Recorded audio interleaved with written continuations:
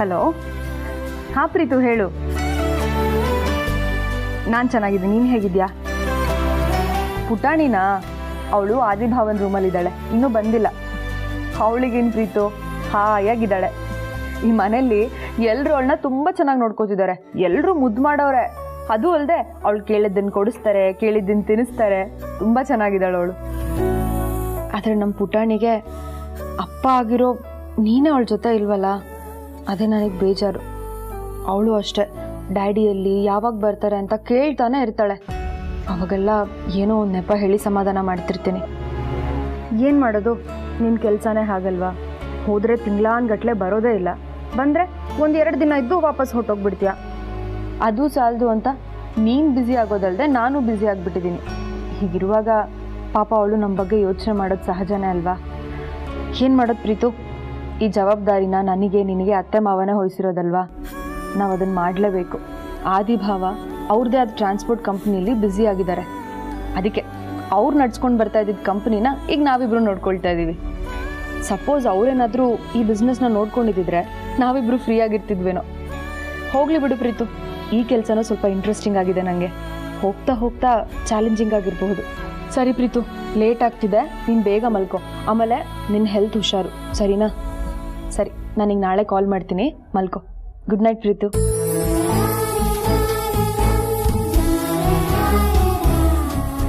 ಬಾ. ಯಾರ್ಯಾರ ಹತ್ರ ಹೋಗಿದ್ಲು ನನ್ನ ಬಂಗಾರಿ?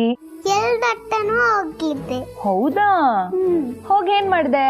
ಎಲ್ರಿಗೂ ಗುಡ್ ನೈಟ್ ಹೇಳಿ ಪಪ್ಪಿ ಕೊಟ್ಟು ಬಂದೆ. ಹೌದಾ? ಹಾಗಾದ್ರೆ ನನಗ್ ಪಪ್ಪಿ ಕೊಡಲ್ವಾ? ಇಲ್ಲ. ಯಾಕೆ? ಫಸ್ಟ್ ನೀನ್ ಗುಡ್ ನೈಟ್ ಹೇಳು, ಆಮೇಲೆ ಕೊಡ್ತೀನಿ. Good night, sweet dreams. ಮಮ್ಮಿಗೆ 2 ಪಪ್ಪಿನಾ? ಒಂದು ಗುಡ್ ನೈಟ್ಗೆ, ಒಂದು ಸ್ವೀಟ್ ಡ್ರೀಮ್ಗೆ. ಮಮ್ಮಿ ಡ್ಯಾಡಿ ಯಾವಾಗ ಬರ್ತಾರೆ? ಡ್ಯಾಡಿ ಇನ್ನೊಂದು ಸ್ವಲ್ಪ ದಿನದಲ್ಲಿ ಬಂದ್ಬಿಡ್ತಾರೆ. ಈಗ ತಾನೇ ನಿಮ್ ಡ್ಯಾಡಿ ಜೊತೆ ಫೋನಲ್ಲಿ ಮಾತಾಡ್ದೆ. ನೀನ್ ಫೋನ್ ಕೊಟ್ಟೇ ಇಲ್ಲ. ನೀನ್ ಇಲ್ಲಿ ಇರ್ಲೇ ಇಲ್ವಲ್ಲ? ಹೋಗು ಮಮ್ಮಿ, ನೀನ್ ಸುಳ್ಳು ಹೇಳ್ತೀಯ. ನಾನ್ ನಿನ್ ಜೊತೆ ಬಿಡ್ತೀನಿ. ಸಾರಿ ಬಂಗಾರಿ, ಕೋಪ ಮಾಡ್ಕೋಬೇಡ. ಡ್ಯಾಡಿ ಬಂದಿಲ್ಲ ಅಂದ್ರೆ ಏನು, ನಾನ್ ನಿನ್ ಜೊತೆ ಇರ್ತೀನಲ್ವಾ? ಹಾಗಾದ್ರೆ ಬೆಳಿಗ್ಗೆನು ನನ್ ಜೊತೆ ನೀನ್ ಇರ್ತೀಯಾ? ನಿನ್ ಜೊತೆನೆ ಇರ್ತೀನಿ. ನಿನ್ನ ಬಿಟ್ಟು ಎಲ್ಲಿಗೆ ಹೋಗ್ತೀನಿ? ಹಾಗಾದ್ರೆ ಬೆಳಿಗ್ಗೆ ನೀನೇ ಪಡ್ಡು ಮಾಡ್ಕೊಡ್ಬೇಕು, ಆಯ್ತಾ? ಪಡ್ಡು ಬೇಕಾ? ಸರಿ, ಮಾಡ್ಕೊಡ್ತೀನಿ. ಇಷ್ಟ ಅಲ್ಲ, ನೀನೇ ತಿನ್ನಿಸ್ಬೇಕು. ನಾನು ತಿನ್ನಿಸ್ಬೇಕಾ? ಓಕೆ, ನಾನೇ ತಿನ್ನಿಸ್ತೀನಿ. ಸರಿ, ಟೈಮ್ ಆಯ್ತು, ಮಲ್ಗಣ್ವಾ? ಓಕೆ.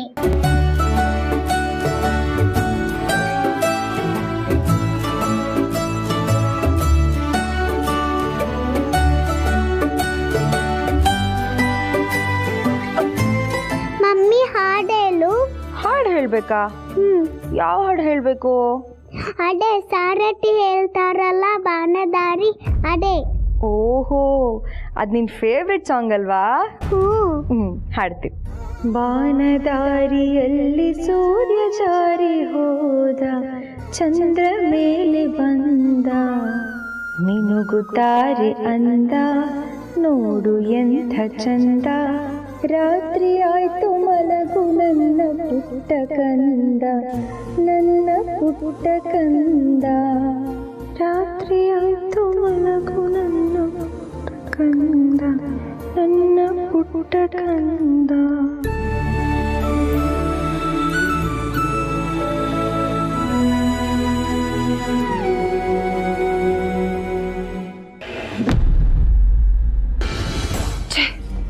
ಅಂತೂ ಇಂತೂ ಆ ಪಾರ್ವತಿ ದಾಮಿನಿ ಇಬ್ರು ಸೇರ್ಕೊಂಡು ನಾನೇ ಆ ಸರ ಕದ್ದಿದ್ದು ಅಂತ ಕಂಡಿಡ್ದು ಬಿಟ್ರಲ್ಲ. ಇನ್ನು ಮುಂದೆ ಅವ್ರು ನನಗೆ ಮರ್ಯಾದೆ ಕೊಡ್ತಾರಾ? ಕೊಡೋದೇ ಇಲ್ಲ. ಒಂದು ವೇಳೆ ಅವ್ರು ನನಗೆ ಮರ್ಯಾದೆ ಕೊಟ್ಟರು ಅದು ಮೇಲ್ನೋಟಕ್ಕೆ ಮಾತ್ರ ಆಗಿರುತ್ತೆ ಅಷ್ಟೇ. ಅವ್ರ ದೃಷ್ಟಿಯಲ್ಲಿ ನಾನು ಯಾವತ್ತಿಗೂ ಕಳ್ಳಿನೇ ಆಗಿರ್ತೀನಿ. ಆ ಪಟ್ಟ ನನ್ನ ಹೆಸರಲ್ಲಿ ಶಾಶ್ವತವಾಗಿರುತ್ತೆ. ಅವ್ರು ಅದೆಷ್ಟೇ ಬೈದಿದ್ರು ಆ ಹಾರ ಕದ್ದಿದ್ದು ನಾನಲ್ಲ ಅಂತ ಧೈರ್ಯವಾಗಿ ಸುಳ್ಳು ಹೇಳ್ಬೇಕಾಗಿತ್ತು ಅಂತ ಅನ್ನಿಸ್ತಾ ಇದೆ. ಆದ್ರೆ ಏನ್ ಮಾಡ್ಲಿ, ಈಗಿರೋ ಧೈರ್ಯ ಆಗಿರ್ಲಿಲ್ವೇ. ಅವರಿಬ್ರು ಒಳ್ಳೆ ಜೋಡಿ ಎತ್ತುಗಳ ತರ ನನ್ನ ಗುಮ್ಮಕ್ಕೆ ಬಂದಿದ್ವು. ಅದಕ್ಕೆ ಹೆದರ್ಕೊಂಡು ಸುಮ್ಮನಾಗ್ಬಿಟ್ಟೆ. ಅಲ್ಲ, ನಾನು ಈ ಮನೆಗೆ ಕಾಲಿಟ್ಟದ ಹೊಸದ್ರಲ್ಲಿ ದಾಮಿನಿಗೆ ಪಾರ್ವತಿನ ಕಂಡ್ರೆ ಆಗ್ತಾನೇ ಇರಲಿಲ್ಲ. ಯಾವಾಗಲೂ ಅವಳ ಮೇಲೆ ಮುಗಿ ಬೀಳ್ತಿದ್ಲು. ಆಮೇಲೆ ಆ ಪಾರ್ವತಿ ದಾಮಿನಿಗೆ ಅದೇನು ಮೋಡಿ ಮಾಡಿದ್ಲೋ ಏನೋ ಗೊತ್ತಿಲ್ಲ, ಅವರಿಬ್ರು ಒಂದಾಗ್ಬಿಟ್ರು. ಆ ದಾಮಿನಿಗೆ ಪಾರ್ವತಿ ಮೇಲೆ ಅದೇನು ಅಕ್ರೆ, ಅದೇನು ಕಾಳಜಿ. ತನ್ನ ಸ್ವಂತ ತಂಗಿ ಥರ ನೋಡ್ಕೋತಾಳೆ. ಆ ಪಾರ್ವತಿಗೂ ಅಷ್ಟೇ ದಾಮಿನಿ ಮೇಲೆ ಎಲ್ಲಿಲ್ಲದ ಪ್ರೀತಿ. ಅದೇನೋ ಅಂತಾರಲ್ಲ, ಗಳಸ್ಯ ಕಂಠಸ್ಯ ಅಂತ, ಇಬ್ರು ಹಾಗಿರ್ತವೆ.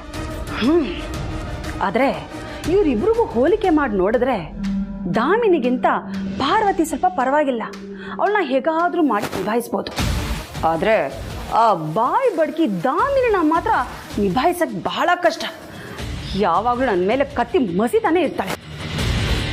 ಹಾಗಾದರೆ ಈ ಹಿಂದೆ ಒಂದ್ಸಲ ಜನನಿ ಮಗುನ ಕರ್ಕೊಂಡು ಶಿವಪುರಕ್ಕೆ ಪೂಜೆಗೆ ಅಂತ ಹೋದಾಗ ನನಗೆ ಬಟ್ಟೆ ಸುತ್ತಿ ಹೊಡೆದಿದ್ದು ಇದೇ ದಾಮಿನಿನ.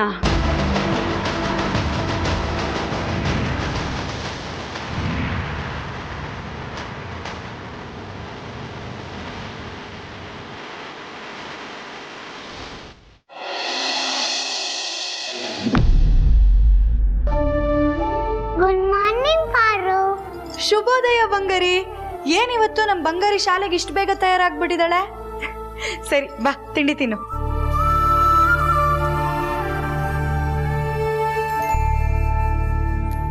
ಬಂಗಾರಿ, ಯಾರನ್ನು ಹುಡುಕ್ತಾ ಇದೀಯಾ? ಮಮ್ಮಿ ಎಲ್ಲಿ? ಅಮ್ಮನ ಆಗ್ಲೇ ಆಫೀಸ್ಗೆ ಹೋದ್ರು ಕಂದ.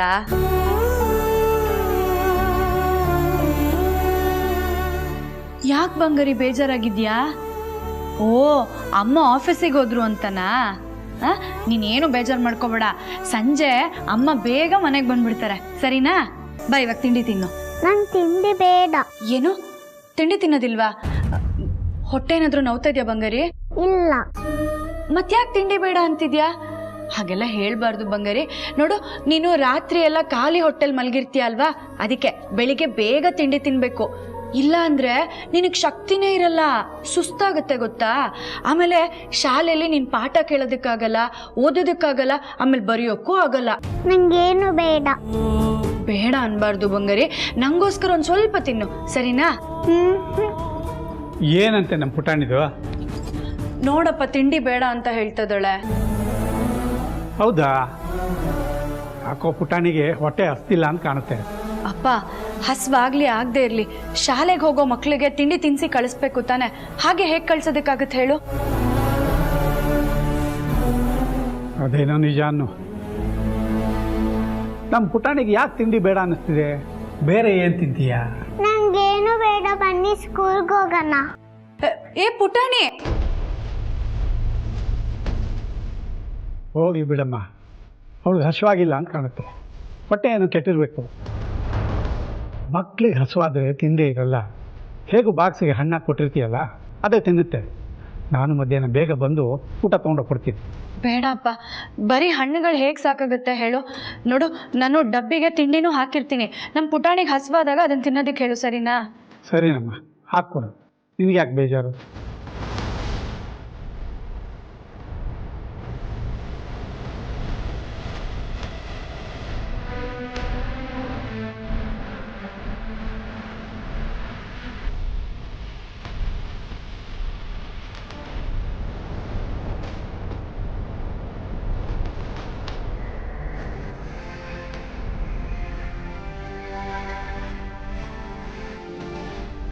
ತಗೋಪ್ಪ, ಮರಿದೆ ನನ್ನ ಪುಟಾಣಿಗೆ ಇದನ್ನು ತಿನ್ನೋದಕ್ಕೆ ಹೇಳು.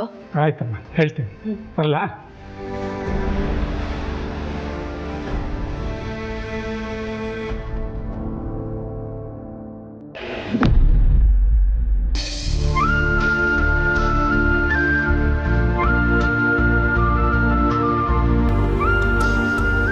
ಯಾಕೋ ಬಂಗಾರಿ ಇಷ್ಟೊಂದು ಬೇಜಾರಲ್ಲಿದೆಯಾ? ಅವ್ರ ಮೇಲೆ ಕೋಪ ಇದ್ದಂಗಿದೆ. ಯಾರ ಮೇಲೆ?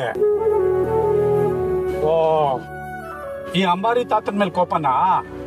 ಹಂಗೇನಾದ್ರೂ ಇದ್ರೆ ಹೇಳಮ್ಮ, ಕ್ಷಮೆ ಕೇಳ್ತೀನಿ, ಸಾರಿ ಅಂತ. ನಾನೇನಾದ್ರೂ ತಪ್ಪು ಮಾಡಿದ್ದೀನಿ ಪುಟ್ಟ? ಅಪ್ಪ, ಈಗ ಸಮಾಧಾನ ಆಯ್ತು. ಮತ್ತೆ ಯಾರ ಮೇಲೆ ಕೋಪ ಬಂದಿರೋದು ನಿನಗೆ? ನಿನಗೆ ಯಾವಾಗ ಹೇಳಬೇಕು ಅನ್ಸುತ್ತೋ ಆಗಲೇ ಹೇಳಮ್ಮ.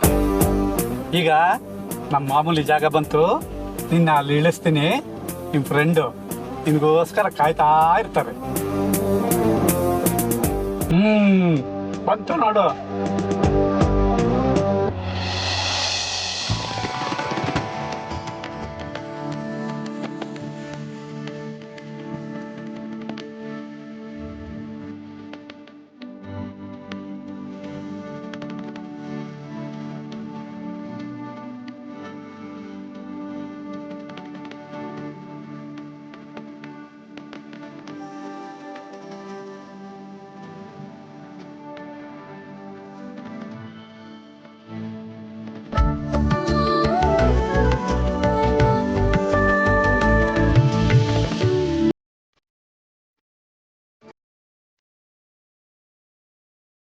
ನೋಡ್ದಾ, ನಾವು ಮಾಮೂಲಿ ಜಾಗದಲ್ಲೇ ಬಂದು ನಾನು ನಿನ್ಗೆ ವೆಯ್ಟ್ ಮಾಡ್ತಾ ಇದ್ದೆ. ಇವಾಗ ನೀನು ಬಂದೆ, ನಾವು ಇವಾಗ ಸ್ಕೂಲಿಗೆ ಹೋಗೋಣವಾ?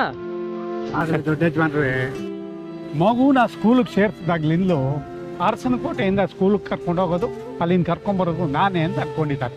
ಆದರೆ ಇಲ್ಲಿವರೆಗೂ ಅಷ್ಟೇ ನನ್ನ ಡ್ಯೂಟಿ. ಇಲ್ಲಿಂದ ಆಚೆಗೆ ನಿಮ್ಮ ಡ್ಯೂಟಿ ಅಂತ ಅಲ್ಲಿ ಯಾರಿಗೂ ಗೊತ್ತಿಲ್ಲ.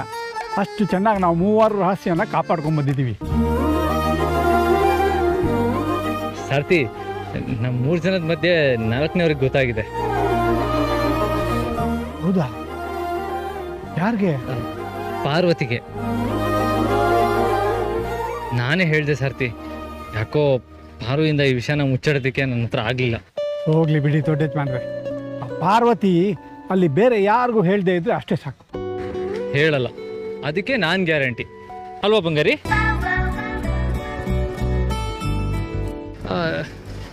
ಯಾಕೆ ನಮ್ಮ ಮುದ್ದು ಮರಿ ಬೇಜಾರಲ್ಲಿದೆ? ಅದು ಯಾಕೆ ಅಂತ ನನಗೂ ಗೊತ್ತಿಲ್ಲ ದೊಡ್ಡ ಯಜಮಾನ್ರೆ. ಬೆಳಗ್ಗೆಯಿಂದ ಹಾಗೆ ಇದ್ದಾಳೆ, ತಿಂಡಿನೂ ತಿಂದಿಲ್ಲ, ಹಾಗೆ ಬಂದಿದ್ದಾಳೆ. ನಾನು ಕೇಳಿದ್ರು ಉತ್ತರ ಹೇಳ್ತಿಲ್ಲ. ಹೌದಾ ಬಂಗಾರಿ, ಏನಾಯ್ತು? ಪಾರ್ವತಿನೂ ಕೇಳಾಯ್ತು, ನಾನು ಕೇಳಿದೆ, ಆದ್ರೆ ಬಾಯೇ ಬಿಡ್ತಿಲ್ಲ. ಸಾರ್ಥಿ, ನಾನು ಕೇಳಿದ್ರೆ ನಮ್ಮ ಮುದ್ದು ಮರಿ ಖಂಡಿತ ಹೇಳ್ತಾಳೆ. ಯಾಕೆ ಅಂದ್ರೆ ಈ ಸಾರ್ಥಿ ಕಂಡ್ರೆ ನಮ್ಮ ಪುಟ್ಟಿಗೆ ತುಂಬಾ ಪ್ರೀತಿ ಅಲ್ವಾ ಬಂಗಾರಿ? ಸರಿ ಬಂಗಾರಿ, ಹೇಳಿ ಇವಾಗ, ಯಾಕೆ ನೀನು ತಿಂಡಿ ತಿಂದಿಲ್ಲ? ಯಾರ ಮೇಲೆ ಕೋಪ ಮಾಡ್ಕೊಂಡಿದ್ಯಾ? ಅಂಥದ್ದು ಏನಾಯ್ತು? ಮಮ್ಮಿ ರಾತ್ರಿ ಪಡ್ಡು ಮಾಡ್ಕೊತೀನಿ ಅಂದ್ರು. ಬೆಳಿಗ್ಗೆ ಆದ್ರೆ ಮಮ್ಮಿನೂ ಇಲ್ಲ ಪಡ್ಡುನೂ ಇಲ್ಲ.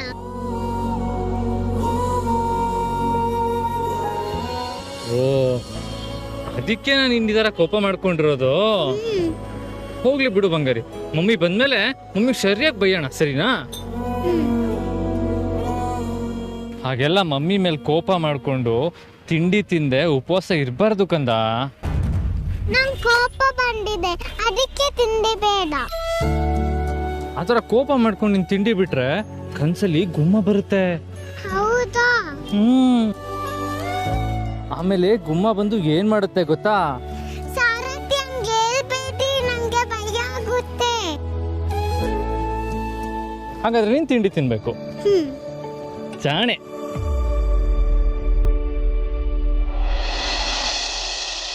ಇಲ್ಲಿ ಮಾಡು.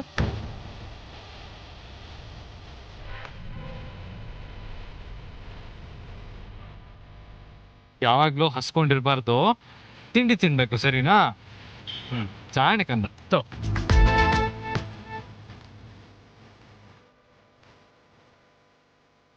ನೀರ್ ಕುಡಿಬೇಕು.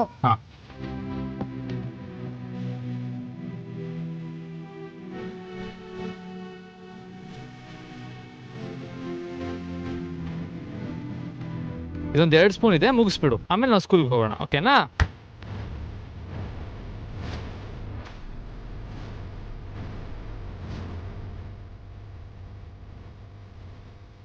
ನೀರು ಕುಡಿ.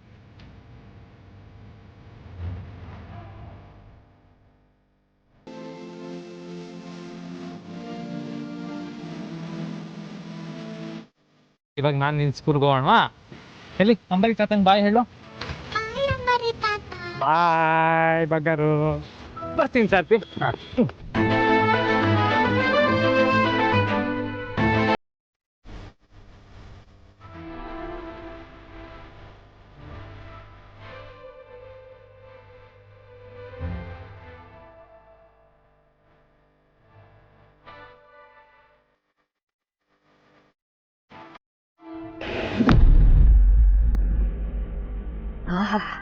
ಘಮ ಅಂತಿದೆ. ಹಾಕಿನಿ, ಸ್ವಲ್ಪ ಹಾಕು.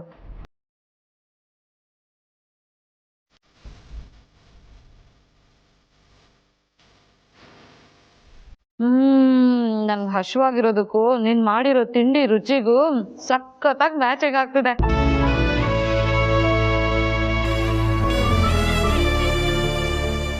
ಯಾಕೆ ಪಾರು, ಒಂಥರ ಇದೆಯಾ? ಏನಿಲ್ಲ ಚಿಕ್ಕತ್ತೆ. ನೀನ್ ತಿಂಡಿ ತಿಂದ್ಯಾ? ನಿನಗೆ ಸುಳ್ಳು ಹೇಳೋದಕ್ಕೂ ಬರಲ್ಲ ಪಾರು. ಈ ಮನೆ ಯಜಮಾನಿ ನಮ್ಮ ಅಕ್ಕನಿಂದ ಹಿಡ್ದು ಈ ಮನೇಲಿ ಕೆಲಸ ಮಾಡೋರು ತಿಂಡಿ ತಿನ್ನೋವರೆಗೂ ನೀನ್ ತಿಂಡಿ ತಿನ್ನಲ್ಲ ಅಂತ ನನಗೆ ಗೊತ್ತಿದೆ. ಬಾ, ನನ್ನ ಹೊಟ್ಟೆಗೆ ಕೂತ್ಕೊಂಡು ನೀನು ತಿಂಡಿ ತಿನ್ನು. ನನಗೆ ಬೇಡ ಚಿಕ್ಕತ್ತೆ, ನನಗೆ ಹಸಿವಿಲ್ಲ. ಹಸಿವಿಲ್ವಾ? ಯಾಕೆ? ಅಂಥದ್ದೇನಾಯ್ತು? ಯಾರಾದ್ರೂ ಏನಾದ್ರು ಅಂದ್ರ ಹೇಳು, ಗ್ರಾಚಾರ ಬಿಡಿಸ್ಬಿಡ್ತೀನಿ. ಇಲ್ಲ ಚಿಕ್ಕತ್ತೆ, ನಮ್ಮ ಪುಟಾಣಿ ತಿಂಡಿ ತಿಂದ ಶಾಲೆಗೆ ಹೋಗಿದ್ದಾಳೆ. ಅವಳು ತಿಂಡಿ ತಿಂದಿಲ್ಲ ಅಂದಮೇಲೆ ನನಗೆ ತಿನ್ನೋದಕ್ಕೆ ಹೇಗೆ ಮನ್ಸು ಬರುತ್ತೆ ಹೇಳಿ? ಅಲ್ಲ, ಮಗು ಯಾಕೆ ತಿಂಡಿ ತಿನ್ಲಿಲ್ಲ? ಗೊತ್ತಿಲ್ಲ ಚಿಕ್ಕತ್ತೆ, ಕೇಳಿದ್ದಕ್ಕೆ ನನಗೆ ಬೇಡ ಅಂತ ಮಾತ್ರ ಹೇಳಿದ್ಲು. ಇವತ್ತು ಯಾಕೋ ನನ್ನ ಹತ್ರ ಸರಿಯಾಗೂ ಮಾತಾಡಲಿಲ್ಲ.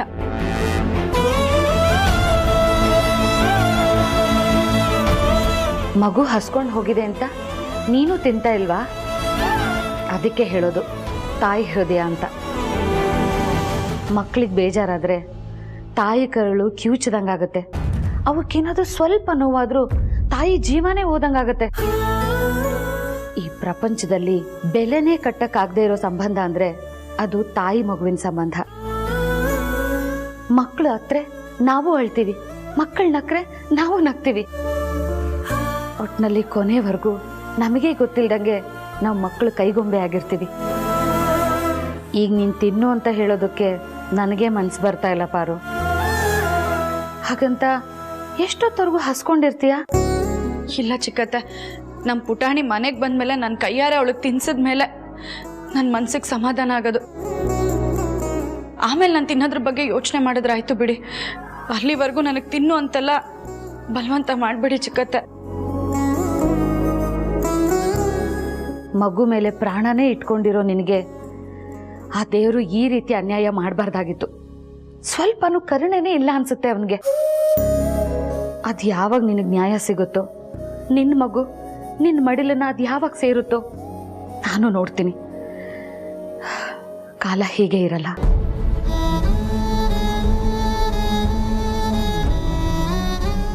ಯಾಕೆ ಚಿಕ್ಕತ್ತೆ ಕೈ ತೊಳೆದ್ಬಿಟ್ರಿ? ತಿಂಡಿ ಹಾಗೆ ಇದೆ. ನೀನು ಉಪವಾಸ ಇದ್ದು ನಾನು ಮಾತ್ರ ಹೇಗೆ ತಿನ್ಲಿ? ಮಗು ಬಂದಮೇಲೆ ಸಂಜೆ ಒಟ್ಟಿಗೆ ಊಟ ಮಾಡಿದ್ರಾಯ್ತು. ಈಗ ನಂಗೆ ಬೇಡ.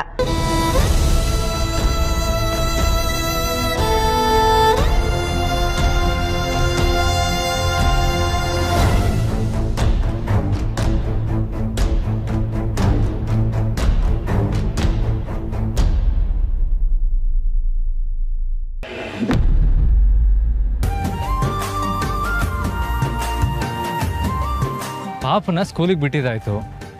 ಪಾರ್ಕ್ ಕಾಲ್ ಮಾಡಿ ಪುಟಾಣಿ ಬರೋಕ್ಕಿಂತ ಮುಂಚೆ ಸಂಜೆ ಅವಳಿಗೆ ಪಡ್ಡು ಮಾಡಿಡು ಅಂತ ಹೇಳಬೇಕು.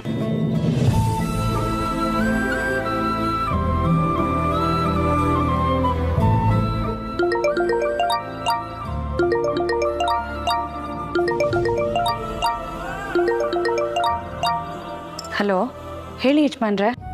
ಏನು ಮಾಡ್ತಿದ್ದೀರಾ ಮೇಡಮ್? ಇರುತ್ತಲ್ಲ ಮಾಮೂಲಿ ಕೆಲಸ. ಮತ್ತೆ ನಮ್ಮ ಪುಟಾಣಿನ ಶಾಲೆಗೆ ಬಿಟ್ರಾ? ಹಾಂ, ಈಗ ಜಸ್ಟ್ ಬಿಟ್ಟು ಬಂದೆ. ಹಾಗೆ ತಿಂಡಿನೂ ತಿನ್ನಿಸ್ದೆ. ಯಾರಿಗೆ? ಇನ್ಯಾರಿಗೆ? ನಮ್ಮ ಪುಟಾಣಿಗೆ. ಏನ್ ಹೇಳ್ತಾ ಇದ್ದೀರಾ ಯಜಮಾನ್ರೆ? ನಮ್ಮ ಪುಟಾಣಿಗೆ ತಿಂಡಿ ತಿನ್ಸಿದ್ರಾ? ಅಲ್ಲ, ಅವಳು ತಿಂಡಿ ತಿಂದಿಲ್ಲ ಅಂತ ನಿಮ್ಗೆ ಹೇಗೆ ಗೊತ್ತಾಯ್ತು? ನಾನು ಅವಳಪ್ಪ ಪಾರು. ನೀನು ಅವಳನ್ನ ಹೆತ್ತಿರ್ಬೋದು, ಆದರೆ ಅವಳ ಮನಸ್ಸಲ್ಲಿ ಏನಿದೆ ಅಂತ ನನಗೆ ಅರ್ಥ ಆಗುತ್ತೆ. ಆಯ್ತಾಯ್ತು, ನಾನು ಎಷ್ಟೇ ಹೇಳಿದ್ರು ತಿಂದೇ ಇರೋ ನಮ್ಮ ಪುಟಾಣಿ ನೀವು ಹೇಳಿದ ತಕ್ಷಣ ಹೇಗೆ ತಿಂದ್ಲು? ಅದು ನನಗೂ ಮತ್ತೆ ನನ್ನ ಮಗಳಿಗಿರೋ ಬಾಂಡಿ. ಅದ್ ಸರಿ ಯಜಮಾನ್ರೆ, ಅಷ್ಟಕ್ಕೂ ಅವಳು ಯಾಕೆ ಹಾಗೆ ಹೋದ್ಲಂತೆ? ಅದಕ್ಕೆ ಕಾರಣ ಜನನಿ ಅಂತೆ ಪಾರು. ಜನನಿನಾ? ನಿನ್ನೆ ರಾತ್ರಿ ಜನನಿ ಪಾಪು ಹತ್ರ ನಾಳೆ ಬೆಳಗ್ಗೆ ತಿಂಡಿಗೆ ಪಡ್ಡು ಮಾಡ್ಕೊಡ್ತೀನಿ ಅಂತ ಹೇಳಿದ್ಲಂತೆ ಪಾರು.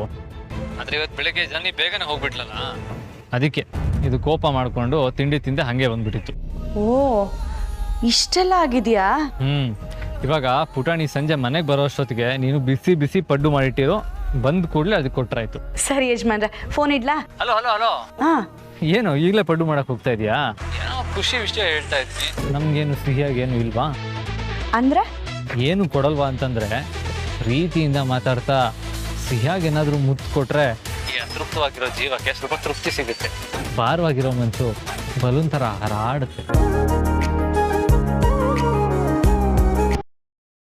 ಹಲೋ, ಯಾರು ಯಾರು?